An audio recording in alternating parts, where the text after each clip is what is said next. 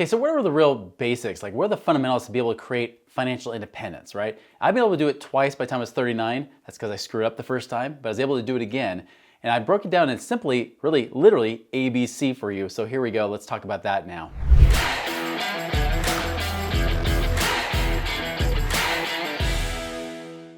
All right, so A, let's talk about this first. What's the first step you need to do is assess where you are. A is for assess, not just assess, the whole word, right? Assess where you are, right? We got to know where you are right now. Where's your current situation and where are you going? Like, that has to be there. So often I get people that say, yeah, I want to be financially free. Okay, what does that look like? Well, I don't know. Well, for me, for one, financial independence is when you have enough passive income paying for your monthly expenses, right? So you have enough to pay your bills so that anything you make from your job or your business isn't really necessary. It's just gravy, it's extra. But you have to know where you're starting from. So assess where you are. This happens by one, knowing your cash flow situation, right? Tracking your income and your expenses. What's coming in, what's going out. Most people, believe it or not, don't do this. They look at their bank balance, but they don't really track like what's actually coming in, what's going out, and where is it going to. So this could be as simply as just getting a program like Monarch Money or Rocket Money, something like that, where you can track your expenses coming in and out each and every week. And this is so important because one, we got to make sure we create this gap, right? You want income up here while expenses are here. This does not mean you have to live in a cardboard box and live on rice and beans and little potatoes and things like that. No, actually, little potatoes are too expensive. You get the big, fat, cheap potatoes are like, $1 for 500 pounds, that kind of thing, right? No, we don't want to live on that kind of stuff and then die too young, right? We want to have a life for once. So what we want is to really track that money, see what's coming in and what's going out. Start looking at those expenses and analyze them. Are there some expenses that are just a waste? Maybe it's a subscription that you have that you forgot you've been paying for each and every month.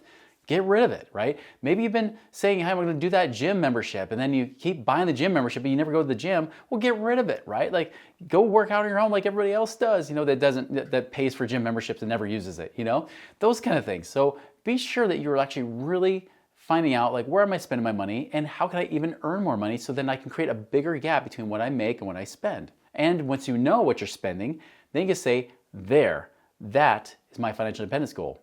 If you realize you only need about $5,000 a month to live, awesome, that's our goal. Maybe you need $10,000, maybe you need $12,000, $15,000 a month. I had one guy that says, I want $500,000 a year. Not because that's what he needed to live. He just said, I want so much money that I never worry about money again. I want more than enough income coming in that I could do whatever I want, right? So he wanted financial freedom money, not just financial independence.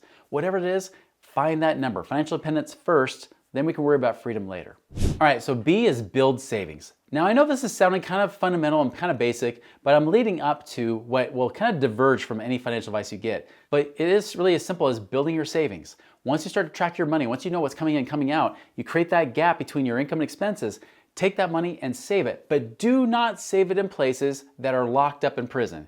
Do not throw that money into 401ks and IRAs. Don't throw that money into paying down your house faster. That's what everybody has taught you to do for your entire life. And unfortunately, that has not worked. That method is the same one my dad employed. My dad stuffed his money in his 401k. He even got the employer match. He paid off his house in 18 years. He was 100% debt-free. He was the guy that was supposed to be the poster child for financial independence and freedom and retirement. And yet, when he was 61 years old, I had to tell him, I said, Dad, even though I know you've been scrimping and saving a lot, the problem is it's just not enough. And so you're going to have to die in 5 or 6 years based on you wanting to live on a 50,000 year lifestyle if you don't make significant amount of cash on this money right now. And that's not what he wanted to hear after 40 years of saving, right? And I don't think you want that either. And so instead, we want to build savings and keep it liquid. I don't care if it's even a simple savings account. And I know you'll argue, say, yeah, but Chris, that savings account, that pays me nothing. The bank pays me 0.nothing%. And you're absolutely right. It does pay you 0.nothing%. And you get taxed on 0.nothing%. Don't forget that. But that is better short term than putting all your money into the retirement accounts. By the way, you should have an emergency fund anyways, at least 6 months of your expenses. Now that you know that number, you can now say, here's money that I'll never invest, I'll never touch. This is the money that's there for emergencies only. And then the rest of it is money I can then invest. But you've got to build your savings. I recommend start building that savings up to at least to $100,000, $150,000, $200,000 before you even worry about this third step. Build it up first. Now, I will say this, one place you can store it that's better than You could use high yield savings accounts, of course, like with a bank, high yield savings, but most of those rates have been coming down as rates have come down. A place that's now paying better currently, especially if you got at least 5, 10 plus years to really build it, is an infinite banking, which we talk a lot about on this channel as well. Infinite banking is a tax-free supercharged savings account that you can use using life insurance, where it's currently paying about 6% a year tax-free. So that's one place you can actually store your money, build it a little bit faster, especially if you're trying to build this over 5 or 10 years. It's okay. And by the way, I know if you want financial independence faster, it's okay. There are lots of ways to make money. You just focus on making more money, make sure you have more enough to save and build that cash up, because really, it's not worth it trying to throw your money in some bad investment and then lose it all and then have to start over from scratch. No, build it up in a safe place. Bank savings, infinite banking, those are the two best places you can build it. So now we've come to C, and this is all about cultivating cash flow. Notice I got 2 C's in there just for you, bonus C. Now, that cultivating cash flow, what do I mean by that? This means, when we talk about trying to get lean in a sense, right? Like, make sure you're tracking your money and everything else and you're being a wise steward of your money. Get liquid was the B, right? Now we want to get it out, and we want to get it out to produce income for us, passive income coming in. Remember, I said build this up to at least $100, $150, $200,000. I say this because when I get people to want to do passive investments, you can do it with less. I mean, you can put a down payment on a rental property, for example, and it might only come out of pocket like 30, 40 grand. And that's definitely less than $100,000, $200,000, right? But here's the thing. Some people, when they do it, they're not quite ready. They go all in, and they go all in on that one thing. And what if it doesn't quite produce the results you want?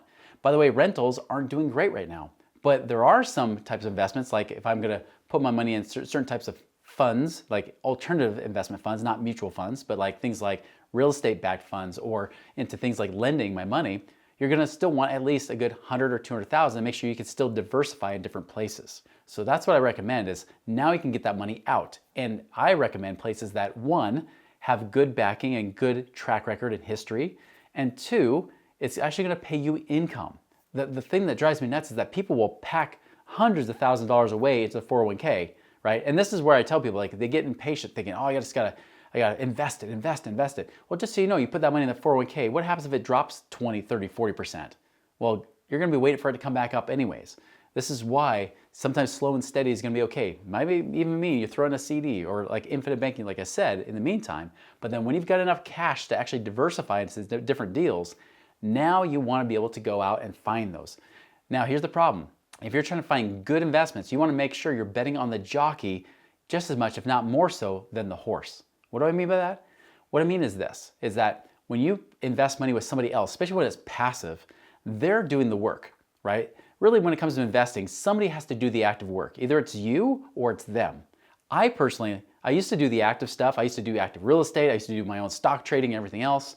I have since learned I love passive. Heck, even the stock traders I knew came to me later saying, you know what? I hate the fact I'm tied to my computer trading stocks and options. How do I make real passive income? The best way is when you have enough cash, you then give it to them and let them do stuff with it.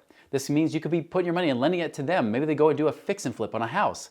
They'll pay you 10, 12, 15% a year on that money. You might lend it, or not even lend it. Maybe you go in with equity. Maybe you go in and own a percentage of an apartment building or self-storage units. Maybe go into oil and gas and things like that. Maybe you go and buy raw land. I actually have a raw land investment right now, that business partnership that we put in over $500,000, but it's generating over $13,000 a month, right? There's so many different things you could be doing to create and generate cash flow right now.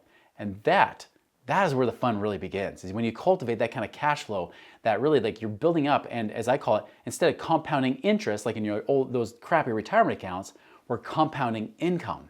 Because as you get that income coming back, guess what you get to do? You get to take that income and reinvest it again, and then that builds income some more, and you reinvest again in a constant cycle over and over until eventually you get your income built up significantly. To give you an example, I had a client where he only had about $250,000 that he had in mutual funds. He was at the point he was ready. But he didn't know where to go, right? Because he had heard about alternative investments. He heard about different types of real estate, but he wasn't sure where to turn. Now, the thing is, he's like, well, I could go and try to find my own investments, but what if I pick wrong? What if I pick the wrong person to put my money with? I don't want to do that. Like, I've worked so hard even just to get this $250,000 over the last 20 years. I don't want to lose it. So he came to us, and we actually have our one-on-one coaching, and we kind of walk with people side by side, and we even have investments that we've vetted ourselves. Now, this does not mean it's guaranteed. It does not mean there's no risk. Anyone who tells you is a liar, right? It's true. There's always risk. There's always chance you could lose money. However, what we like to do is we find people that have at least minimum 12, 15 years of experience doing that kind of investing. Somebody that even went through hard times and came out on the other side and was able to still keep paying and honoring their commitments as much as they can. And so those are the kind of people we like to have. And so we built a whole network of these vetted investment, investors, operators, right, that we can actually use. And so they go and they borrow that. And so he went and did that. He actually started working with some turnkey real estate companies, started buying that. They had property managers already in place. He just had to buy the properties. That $250,000 now, just 5 years later, has turned into now over $660,000 of equity that cash flows him $3,500 or more a month. Think about that. I mean, that's awesome. That $250,000 now is more than doubled, but it's also generating more passive income to where he's literally just about $1,000 a month away from being financially independent. And that's what I mean by the ABCs. We had to figure out where do we fund the cash flow, how do we get to build up the savings, and then how do we get it to work for us. Had another client, they had a lot more cash. They had $5 million in tech stocks, right? And they want to get into investing, but first we said, well, let's start to assess your situation. Let's look at your cash flow. We found out by refinancing their house and doing a few other moves, we were actually able to free up about $45,000 a year. On top of that, because they're business owners, and we love business owners, we got them with a good CPA, saved them over $30,000 a year on their taxes. So now they're already saving over $75,000 a year, hadn't even invested a dime. Oh, but there's more. We found a rental property that they did have. See, they had rentals, but it wasn't cash flowing well. We sold it, moved it to another. It went from making almost nothing per month to now making $2,000 a month. So now already we're about $100,000 a year of cash flow, hadn't even invested anything from their stocks. And then that's where we went to the stocks saying, great, now you can liquidate stocks, you can generate more. Now we can get you over a couple $100,000 a year, making them financially independent within 1 year of that time. That is the power. That's the ABCs of financial independence. And it's worked time and time again, not just for me twice, because I screwed it up, but also for many of our clients too. Now, if you want to figure out how much passive income you could create, go to our website, moneyripples.com. There's a passive income calculator you could try out for free. No, there's no obligation, no commitment, but if you try that passive income calculator, you'll find that you can see what you can create in the next 12 months. Maybe you need to start from the beginning and still build up savings if it's not giving you a big number, but if it's at least $15,000 a month, you need to be talking to us because there's some things you can be doing right now to make that a reality in your life. So go do that today.